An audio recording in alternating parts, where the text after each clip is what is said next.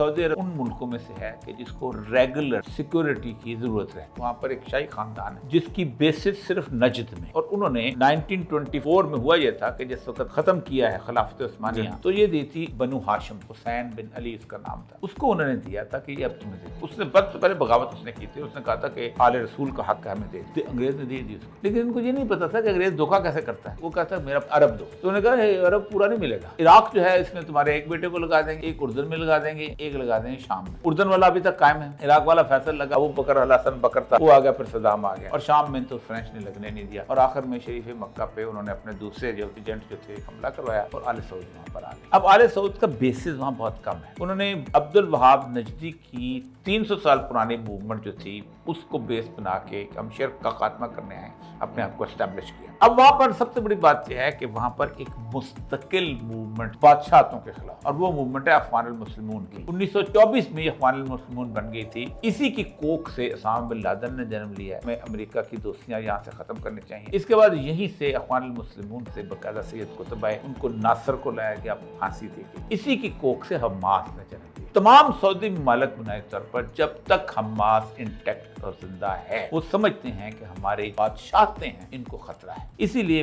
سعودی عرب ہو یا UAE ہو یا کوئی ہو، ان کو ہمیشہ جو ہے ایک خاص قسم کا تھریٹ رہتا ہے.